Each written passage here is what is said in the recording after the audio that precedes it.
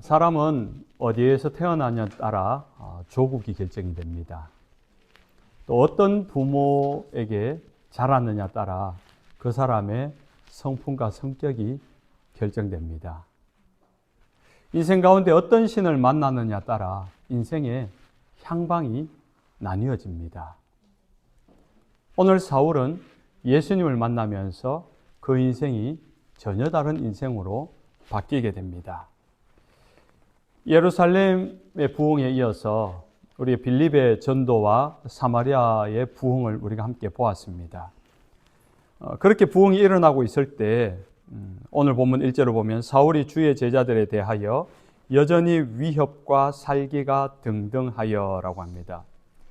예루살렘과 사마리아 교회에 부흥이 일어날 때에 동시에 또 한편으로서는 교회와 성도들에 대한 박해도 더 심하게 일어나고 있었다는 겁니다. 그런데 일어나는데 어느 정도로 심하냐 하니까 예수를 믿는 자들은 잡아 죽이는 일들, 우리가 7장에서 보았듯이 스데반이 복음을 전하다가 사람들에게 돌에 맞아 죽는 일이 일어납니다. 그렇게 처음 살인이 되어지는 현장에서 사울이 그 자리에 젊은 청년으로 있었는데 그때 사울의 말이 이렇게 합니다. 사도행전 8장 1절에 보면 사울은 그가 죽임당함을 마땅히 여기더라. 스데반이 죽는 것을 보고 마땅히 여겼고 또 여전히 그리스도인들이 잡혀서 죽는 것을 원했다는 겁니다. 그 말을 살기등등했다라고 오늘 본문에 나오죠. 살기가 뭡니까? 죽이려는 마음. 더 정확하게는 죽이려는, 누군가를 죽이려는 기운이 뻗쳐나오는 것을 말합니다. 등등했다. 기타 등등이 아니고요. 등등하다는 것은 뭔가 기운이 솟아오르거나 넘쳐 흐르는 것을 말하는 의미의 등등입니다. 살기등등. 누군가를 죽이려는 기운과 기세가 솟아오르고 넘쳐 뻗어나오는 것입니다. 보통 우리가 그런 말 하잖아요. 이 살기가 가득해서 이 사람 옆에 가면 갑자기 추워진다. 서늘해진다. 왠지 모르는데 이 사람 옆에 가면 소름이 돋는다. 이런 이야기 하잖아요. 살기를 품은 사람이라는 겁니다. 그런데 도대체 어쩌면 이렇게 살기를 품고 살 수 있을까요? 죄를 지어서 감옥에 갇힌, 교도소에 갇힌 사형수가 사형을 당할 때도요, 사람 마음 편치 않대요. 교도관들이 딴 일은 다 해도 사형수, 사형 집행만큼은 하고 싶지 않대요. 그래서 그 교도관들이 다 거부하니까 할 수 없이 순번제로 돌아가면서 이번에는 김 씨가 있으니까 다음번에는 이 씨가 해야 된다. 할 수 없이 한다는 겁니다. 죄를 짓고 사형을 당할 정도로 죄를 지어도 사람이 죽으면 마음이 안 됐는데 사울은 어떻게 해서 이렇게 살기가 등등해서 그리스도인이 죽는 것을 마땅히 여겼을까요? 이 사람이 자라면서 좀 불우한 환경에서 자라가지고 성격이 이상하게 된 겁니까? 아니면 좀 배움이 적어서 너무 무식해서 이런 건가요? 아니면은 뭔가 살아가는 데 있어서 사회적 불만이 있어서 누군가를 죽이려고 하는 그런 마음이 있었던 겁니까? 아닙니다. 그렇지 않습니다. 사울은 오히려 굉장히 특별한 사람입니다. 빌립보서 3장 5절 이하에 나는 8일 만에 할례를 받고 이스라엘 족속이요 베냐민 지파요 히브리인 중에 히브리인이요 율법으로는 바리새인이요 열심으로는 교회를 박해하고 율법의로는 흠이 없는 자라. 정통 유대인이라는 겁니다. 그 유대인 중에서도 랍비 집안이라는 겁니다. 쉽게 말해서 모태 신앙인데 5대째 예수 믿는 집안에 5대째 목사 집안, 5대째 장로 집안, 이런 우리 첫 고조 할머니가, 할아버지가 선교사님에게 복음을 듣고 예수 믿고 대대로 예수를 잘 믿는 집안이다. 학문도 못 배움이 아닙니다. 당시 최고의 학문이라는 가말리엘 문화에서 최고의 공부를 하였던 석학입니다. 똑똑한 지성인이었고요. 그런데 왜 이런 살기를 품고 살아간 자가 되었습니까? 그 살기가 다른 살기가 아니라 하나님을 향한 믿음의 결론에서 나온 살기인 겁니다. 하나님을 잘 믿는데 이 그리스도인들은 그 하나님을 안 믿는 것 같거든요. 예수를 부인하니까 예수 믿는 사람들이 미운 겁니다. 그래서 예수 믿는 사람들 다 없애버려야지 하나님께 제대로 가지는 믿음 생활인 것 같아서 믿음의 열심, 종교적 열심을 가지고 이런 살기를 품고 사람들을 잡으러 다니는 것입니다. 그렇게 하나님을 위해서라면 누군가의 목숨도 죽일 정도의 담대한 마음을 가진 자가 사울입니다. 그런데 예수님을 만난 이후에는 오히려 그 예수님을 위해서 자신의 생명을 내어줍니다. 다른 사람을 예수 믿게 하기 위하여서 자신이 잡히고 갇히고 고난당하고 죽임당하는 것을 두려워하지 않는 정반대의 삶을 살아가게 된 것입니다. 사울은 예루살렘에서 교회를 없애고 성도들을 잡아서 핍박하려던 살기로 가득한 채로 또 예수 믿는 사람들을 잡으려고 다메섹을 향하여 가고 있는 것이 오늘 본문의 내용입니다. 다메섹은 지금 현재의 지명으로는 이스라엘의 북쪽에 위치하고 있는 시리아의 수도 다마스쿠스입니다. 올해 7월 달에도 이스라엘이 전쟁으로 했을 때 공군이 그 다마스쿠스에 미국으로 치면 펜타곤을 공습을 했습니다. 그래서 많은 사람이 죽었던 것이 뉴스에 나왔잖아요. 지금도 아마 전쟁 중에 있는 걸로 알고 있습니다. 이 다마스쿠스는 예루살렘에서 북동쪽으로 240km 정도 되는 위치예요. 여기 스크린땡 사시는 분들은 생각하면 제가 지명을 찾아보니까 뉴욕주의 얼바니 정도가 이 다마스쿠스 위치고, 우리 한국에서 오신 학생들은 서울에서 북동쪽 240km가 어딘가 하면은 속초, 동해안 속초 정도 되는, 대충 어느 정도 거리인지가 감이 잡히겠죠. 차로 가면은 한 2시간 반, 3시간 정도의 거리에 위치하고 있는 곳에 달려가고 있습니다. 우리가 두어 주 전에 사마리아에서 복음을 전하고 부흥이 일어나는데 성령님이 빌립에게 찾아오셔서 사마리아 광야로 가라 했을 때 그때 달려간 거리가 130km입니다.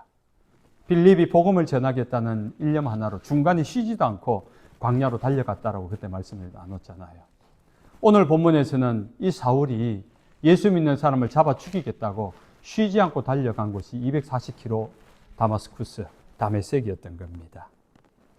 그렇게 가는데 예수님이 이 사울을 찾아옵니다. 오늘 본문 3절에 보면 호련히 하늘로부터 빛이 그를 둘러 비치는지라. 이 장면을 사울이 나중에 사도행전 22장에 가서 또 이야기합니다. 사도행전 한 3번 정도 사울이 이 장면을 회상하면서 간증하는 이야기가 나오는데 22장 6절에 이렇게 나옵니다. 다메섹에 가까이 갔을 때에 오정쯤 되어 호련히 하늘로부터 큰 빛이 나를 둘러 비치며 이렇게 말합니다.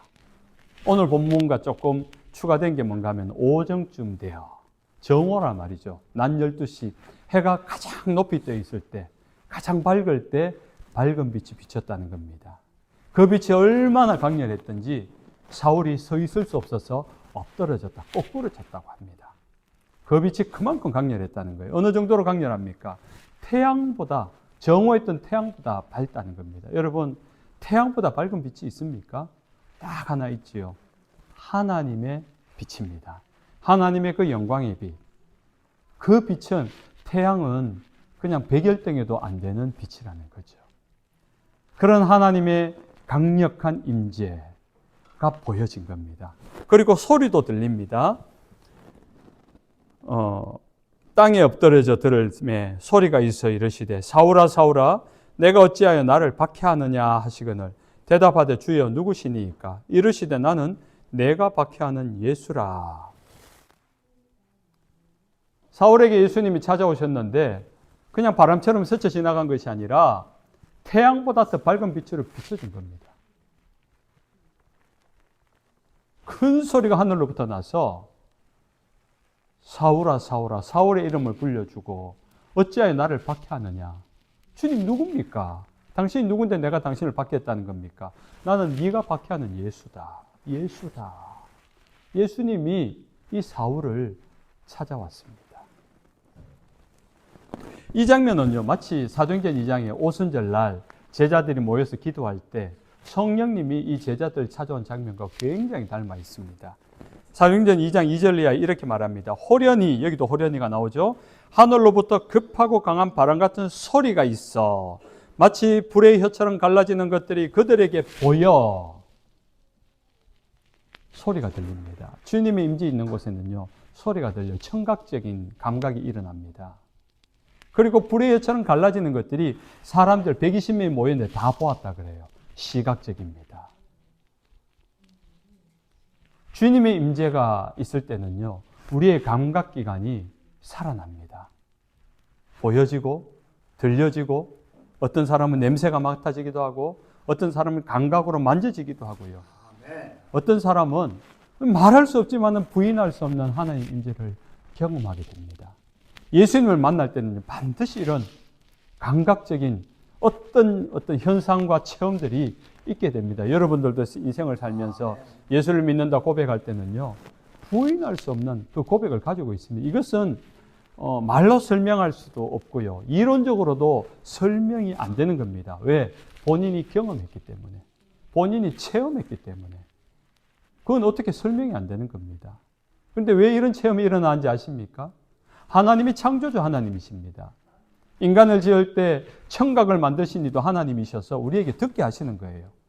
시각을 눈을 만드신 이가 하나님이시기 때문에 보게 하시는 겁니다.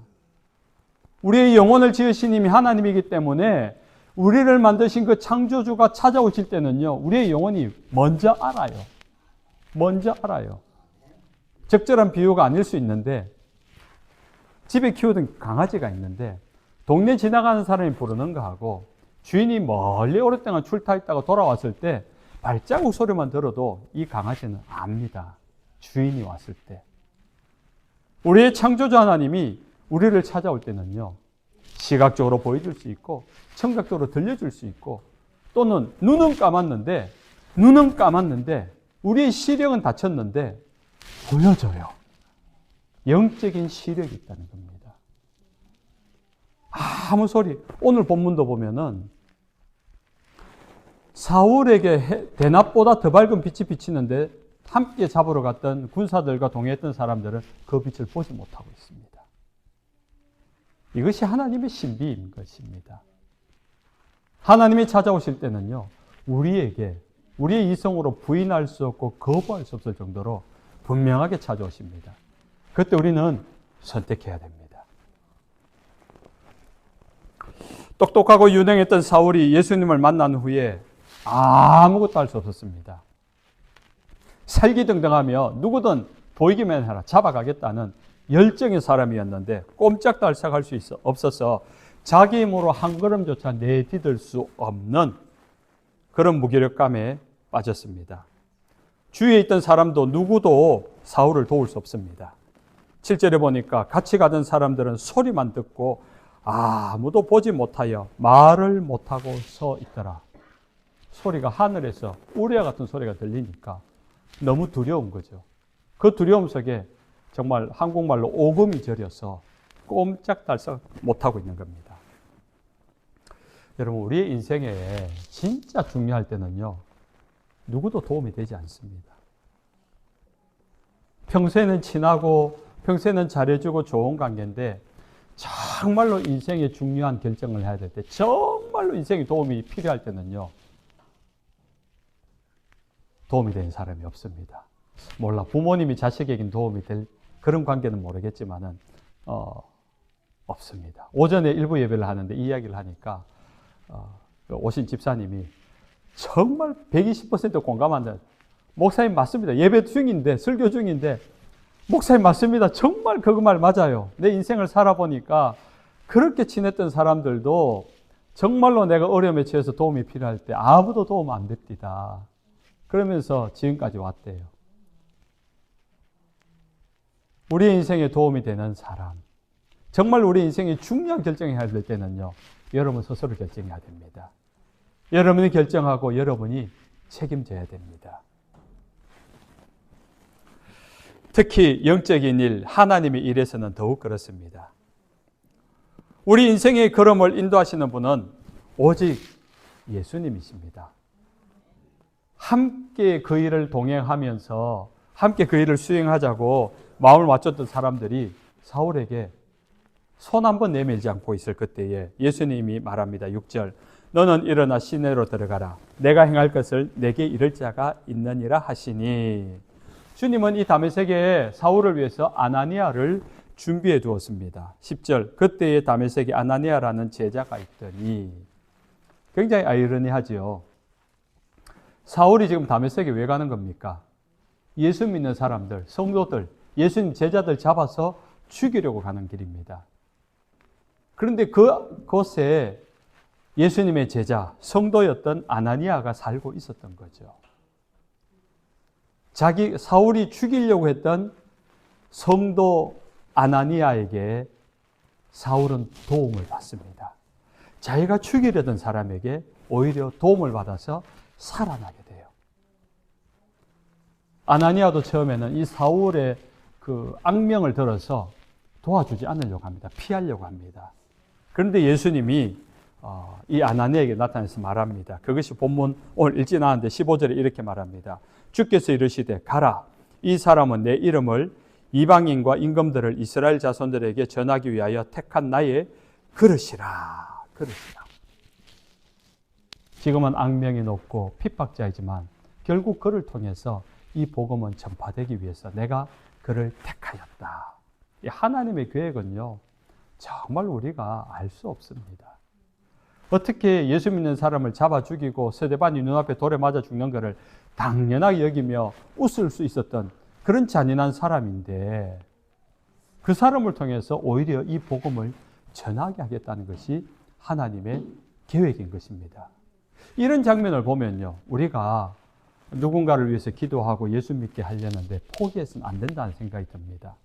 예수 믿으세요 하고 아무리 친절을 베풀어도 그 사람은 진짜 막 바늘 것 하나 들어가지 않을 것 같은데도 저 사람은 안 될 것 같다. 오히려 친절하면 친절할수록 오히려 욕하고 오히려 불쾌하게 돌아오는 그 반응을 보면서 저 사람은 아닌갑다. 딴 사람은 몰라도 저 사람은 아닌갑다. 생각하는 그 사람이 맞을 가능성이 크다니까요. 그 사람이 사울이었고 그 사람이 나중에 사도 바울이 될 수도 있다는 겁니다. 그래서 우리는 우리에게 허락되어진 시간 속에서 끊임없이 기도하는 것은 방해 안 받잖아요. 계속 그를 위해서 기도해 줘야 합니다. 계속 그가 그 주변에 머물면서 복음을 전하고 또 복음에 대해서 궁금해하면은 복음을 이야기해 주고 그러면은 어느 날 주님이 그를 찾아갈 때가 있습니다. 부인할 수 없고 거부할 수 없는 그 주님을 그도 만날 때가 있는 것입니다. 사울은 이제 선택해야 될 때가 왔습니다. 자신이 지금까지 믿어왔던 신념대로, 믿음대로 예수 믿는 사람들을 잡아서 가두고 죽이고 예수를 부인할 것인지, 그것이 하나님을 위한 일이라고 꾸준히 계속 그 신념대로 믿고 나갈 것인지, 아니면 지금 만난 이 예수님 앞에서 내가 그 예수님을 시인하고 인정하면서 내가 지금까지 살아왔던 내 삶의 신념들을 내려놓고 이제 주님의 말씀대로 주님을 따라가며 살아갈 것인지, 그 선택은 사울의 몫입니다. 예수님이 강요하지 않습니다. 그래서 오늘 우리에게도 마찬가지입니다. 오늘 우리가 예수님에 대해서 듣고 예수님에 대해서 이야기하고 예수님의 은혜를 임할 때 부인할 수 없을 정도로 대낮같이 밝은 광명 같은 빛이 비춰지고 하늘에서 음성이 들려지고 자다가 꿈에서도 나타나고 그렇게 하더라도 아니야, 이건 헛된 거야. 아니야, 이건 내가 잘못 본 거야. 그러면서 자신이 살아오던 삶의 방식대로 살아갈 것인지, 이제 그만 예수님을 믿고 자신의 인생의 중요한 그 순간에 사람은 다 떠나가고 도움이 안 돼도 주님은 나와 함께 하시면서 오늘 이 사울이 살 길을 열어주신 것처럼 내 삶에 구원의 길을 열어놓고 살아갈 길을 새롭게 열어놓으시는 그 주님이라 고백하며 따라갈 것인지 우리는 고백해야 하는 것입니다. 예수를 핍박하던 사울이 예수를 전하는 사도 바울로 바뀌는 순간입니다. 이제 말씀을 맺습니다. 사랑하는 하나님의 백성 여러분, 예수님은 우리 인생의 주인이십니다. 아멘. 그 예수님이 여러분을 찾아가실 때가 있습니다. 이렇게 찾아가실 때가 있다는 것은 예수 안 믿는 사람을 이야기하는 거예요. 예수 믿는 사람은요, 여러분한테 나는 예수 믿는데 하는 분은 매일 찾아가십니다. 그래서 매일 여러분이 그 주님을 찾으셔야 돼요. 시선을 돌리고 주님을 부르시고. 그러나 예수를 믿지 않는 분들은, 아직 이렇게 예수님을 만난 적이 없고 경험한 적이 없다 하는 분들은요, 이제 곧 오늘 이 말씀을 들었기 때문에 어느 순간 주님이 찾아올 때가 있습니다. 소리로 들려질 때 있고요, 눈으로 볼 수 있을 때가 있고요, 그 볼 수 있다는 건 눈을 감아도 보여집니다. 내 심령 가운데 나만 알아차릴 수 있는 하나님의 사인을 보낼 때가 있습니다. 그래서 길을 가다가, 하늘을 보다가, 차를 타고 가다가, 그냥 사람과 이야기를 하다가, 커피를 마시다가, 언제 어디서든지 주님이 찾아오실 때 놓칠 수 없습니다. 부인할 수 없을 겁니다. 그렇게 찾아올 때가 있습니다. 그때 예수님을 거절하지 마시기 바랍니다. 부인하지 마시기 바랍니다. 그 순간 주님, 제가 주님을 따르겠습니다. 믿음으로 고백하고 믿음의 길을 나서는 저와 여러분 되시기를 주 예수님의 이름으로 축원합니다. 아멘.